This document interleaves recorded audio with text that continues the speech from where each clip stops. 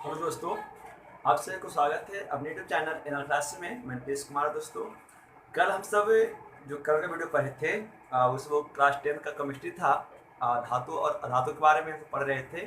ठीक है, तो हमने दोस्तों कल धातु और अधातु में जो अंतर स्पष्ट किया था उसके भौतिक गुण के आधार पे किया था। ठीक है, लेकिन उसमें कुछ पॉइंट्स आपको समझा नहीं पाए थे क्योंकि वीडियो ज़्यादा लंबा हो रहा था, तो उनको लग रहा था कि हो सकता है आपको समझ नहीं आएगा। ठीक है, तो दोस्तों उसी को आगे बढ़ाते हैं। ठीक है, हमने कल दोस्तों आपको क्या बताया था, ध्यान दीजिएगा।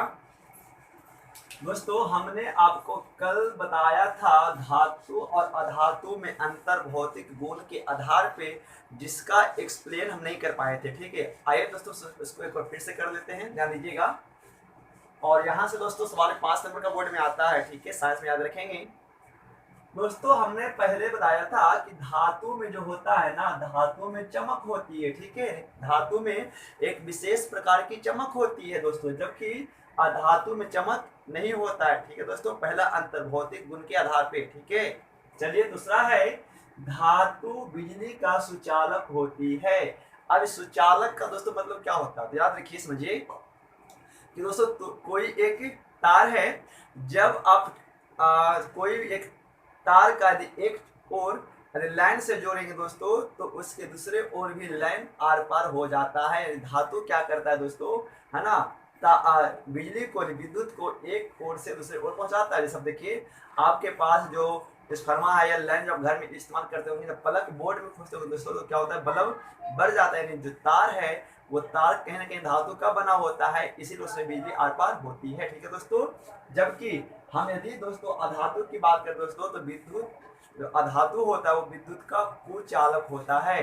कुचालक का दोस्तों मतलब क्या होता है, कुचालक मतलब ये होता है कि यदि आप बिजली का कनेक्शन एक और लगाएंगे दोस्तों, तो बिजली एक और नहीं पार होगा, मतलब उससे बिजली आर पार ना नहीं हो सकता है। ठीक है, ये होता है, याद रखिएगा दोस्तों।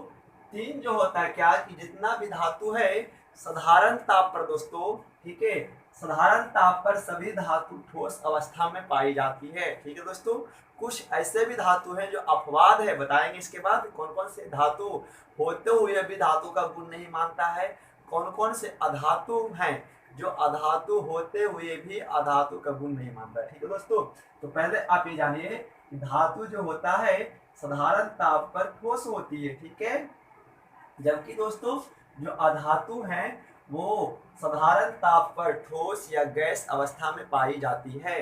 ठीक है दोस्तों, चौथा जो है दोस्तों हमने बताया था, ध्यान दीजिएगा, कि धातु में तन्य का गुण पाया जाता है। धातु में तन्यता का गुण पाया जाता है दोस्तों। ये तन्यता क्या होता है दोस्तों, याद रखेंगे, तो सवाल में बोर्ड में आपको आएगा तन्यता किसे कहते हैं।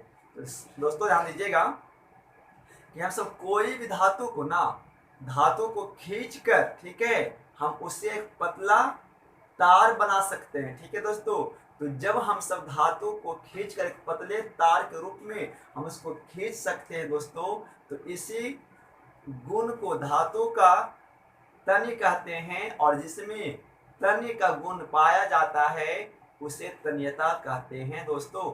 याद रखिएगा, तन्य किसे कहते हैं, तो जब हम धातु को पिघलाकर, है ना, पतली एक तार के रूप में उसको खींच सकते हैं, तो इसी गुण को, धातु के इसी गुण को हम सब क्या कहते हैं, तन्य कहते हैं। और जिस जिस धातु में तन्य का गुण पाया जाता है दोस्तों, इस प्रक्रिया को तन्यता कहते हैं।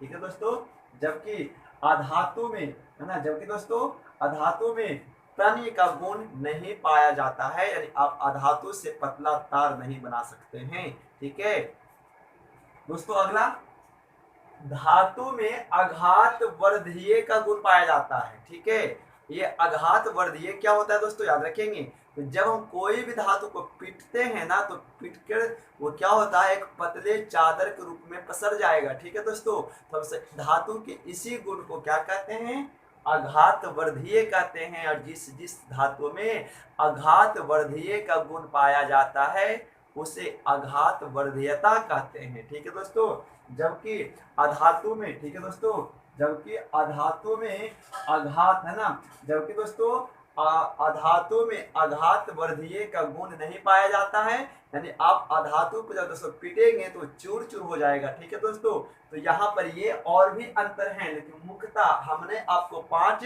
अंतर दोस्तों बताया है जो आप एग्जाम के लिए बहुत है। जब आप इतना भी लिख लीजिएगा तो काम आपका हो जाएगा। और भी दोस्तों होते हैं, जैसे आप यदि और अंतर लिखना है दोस्तों अंदर लिख सकते हैं।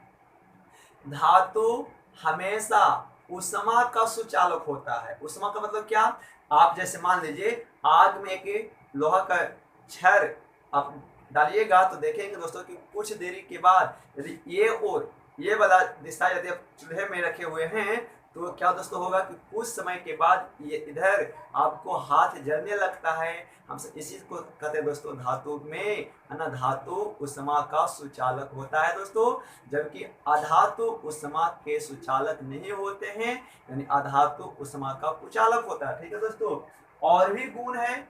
हाँ, धातु में धातु हमेशा विद्युत धनायन होते हैं दोस्तों, जबकि अधातु हमेशा विद्युत ऋणायन होते हैं। ठीक है दोस्तों, धनायन क्या होता है समझिए, हमेशा धातु जो है दोस्तों, जो आपका इलेक्ट्रॉन है वो हमेशा देने की प्रवृत्ति रखता है दोस्तों। तो जो देता है वो अमीर आदमी होता है, वो नहीं दे सकता है, जो अमीर होगा वो नहीं दे सकता है। तो धातु हमेशा विद्युत धनायन होते हैं दोस्तों, जबकि अधातु हमेशा इलेक्ट्रॉन को ग्रहण करता है दोस्तों। इसीलिए सब कहते हैं कि अधातु हमेशा विद्युत ऋणायन होता है। ठीक है दोस्तों, तो ये अंतर आपको याद रखना है, ये भौतिक गुण के आधार पे दोस्तों अंतर है। आइए दोस्तों कुछ अपवाद है इसका, जो हम दोस्तों पहले यहाँ से अपवाद पढ़ेंगे। ठीक है, कि कौन कौन से, यदि दोस्तों पहले धातु की दोस्तों यदि हम धातु का अपवाद पढ़े दोस्तों तो याद रखेंगे, है ना। इंपॉर्टेंट सवाल यहाँ से आएगा दोस्तों, हम सब पढ़ेंगे धातु का अपवाद।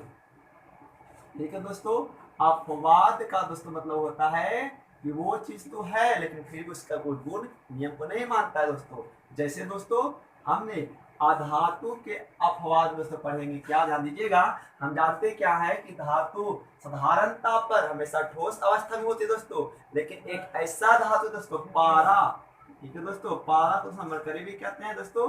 तो दोस्तों पारा एक ऐसी धातु है, ठीक है दोस्तों, जो साधारण ताप पर हमेशा ये द्रव अवस्था में रहता है।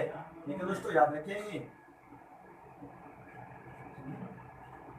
ये हमेशा द्रव पारा धातु है, फिर भी ये धातु का गुण नहीं मानता है, ये द्रव अवस्था में आता है दोस्तों। ठीक है, ये हो गया दोस्तों धातु का अपवाद।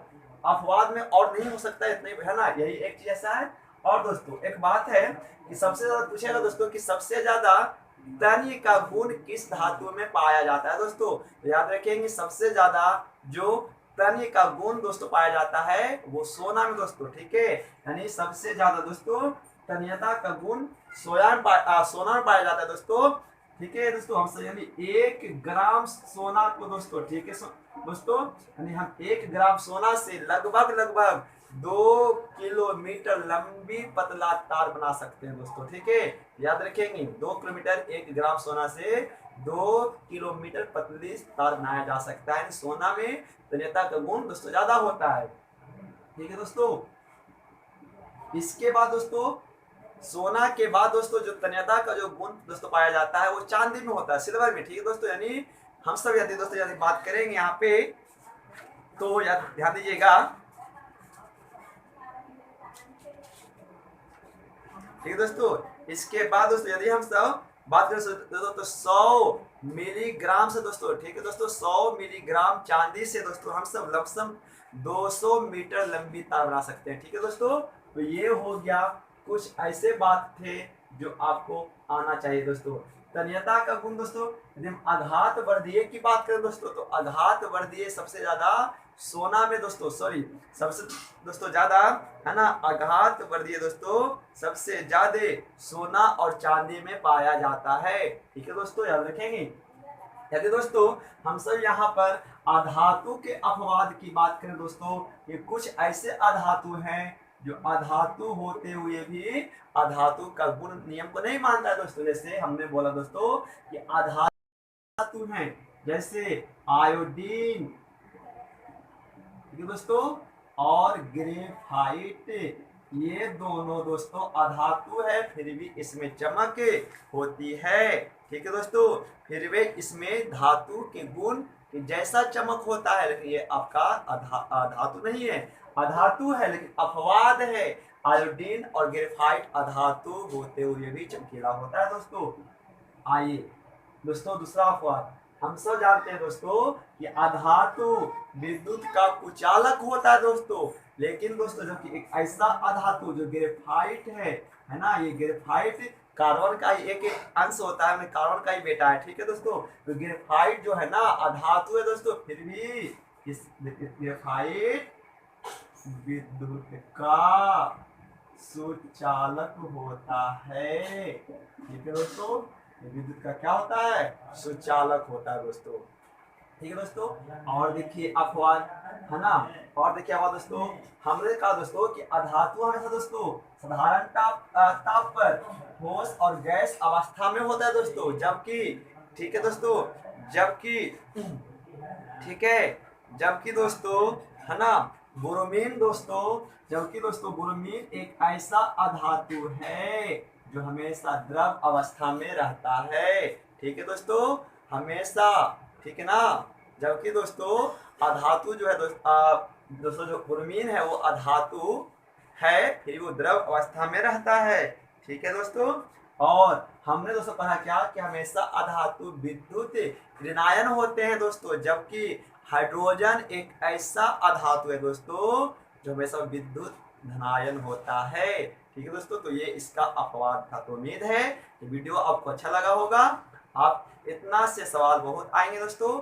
हम अगले दोस्तों देखेंगे धातु और अधातु में अंतर रासायनिक गुण के आधार पे। तो दोस्तों तब तक के लिए नमस्कार, मिलते हैं अगले वीडियो में। थैंक्स फॉर वॉचिंग, जुड़े रहिए इन के साथ।